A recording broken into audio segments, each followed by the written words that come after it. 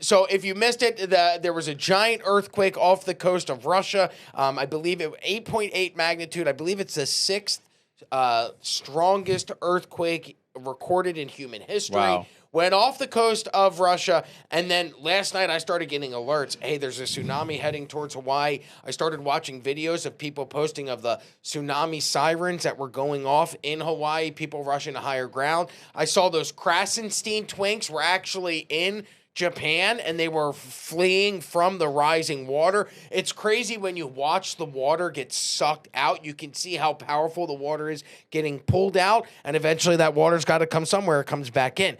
But the reason why I'm bringing it up isn't because the earthquakes happen. It's something that we deal with. Have we gotten to the realm yet where people are claiming this is God punishing Russia for their invasion of Ukraine? That's actually in here. Yes. Thank you. Okay, well, it's amazing. The third bullet point. I don't jump right to it. Is that a joke? Is it real? No, I do not know Rob's notes. I have nothing to do with them. I was just like... So I started asking, I wanted to find out, what is the internet saying could be behind this earthquake?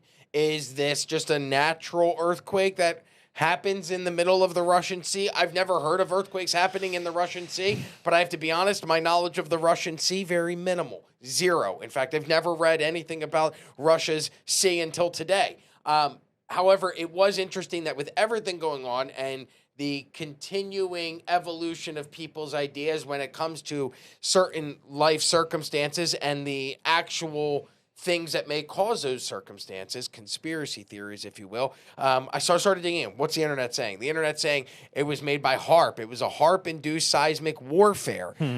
There's also claims that Russia did an undersea nuclear test that possibly set off the earthquake, or there was no earthquake, and that's what was being triggered, was the underwater nuclear test. There's also ties to the U.S.-Russia geopolitical tensions, including some users saying the earthquake was a retaliatory act amid U.S.-Russia tensions, suggesting U.S. or an allied power triggered the event to target Russia to force Russia to come to a ceasefire agreement with Ukraine. After all, Trump did just say 2 days ago that he's giving Putin 10 to 12 days to end that war. And then the final claim, this goes back to Avi Loeb, the UFO UAP involvement, in which people are claiming that unidentified aerial phenomena were diving into the ocean near where the earthquake took place just before the earthquake happened, suggesting extraterrestrial technology triggered the disaster. What do you guys think? You guys think this is just a natural thing that happens in the Russian Sea and we don't often hear about Russian earthquakes? Or do you think there's something deeper, darker to what took place over the course of the past 24 hours in Russia? I don't think anything's natural. You don't think anything is natural? No. So does that include hurricanes? Yeah. Hurricanes are man-made? Mostly man-made. What about snow? Snow man-made? Because nobody likes snow. Who would make snow? I think we can make snow, but yeah, I think snow could also happen naturally. Sidney Sweeney. Natural. I got you, Brandon. All right, what about you? Look, I allegedly come from a place like we're huge on earthquakes. All right, the strongest earthquake ever recorded was recorded in the 1960s from the place I come from, and it was a 9.5 earthquake. Like, I know people that were there during that earthquake, and they say the earth just was like it was opening up, like it was sort of whole roads, houses. You think the buildings. Earth did that? Huh? You think the Earth did that? I don't know, Brandon. Maybe it's DARPA.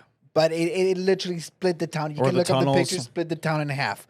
Now, at the same time, the tsunamis are the most lethal part of the earthquakes. Like, especially on places that are used to earthquakes, most things, they stay standing up. But when the tsunami comes, it's like absolutely, like, it wrecks everything else like that. I went to Sri Lanka right after the big tsunami, and when we were flying into the island, you could see it looked like a map. You know when you have the blueprints for the house? That's exactly how it looked like. You saw all the like foundations, and you could see the rooms. It looked like a map on the floor. Like it literally. What year was this? Was this the 2011 tsunami? That was Japan's Fukushima. So this was the 2004 one?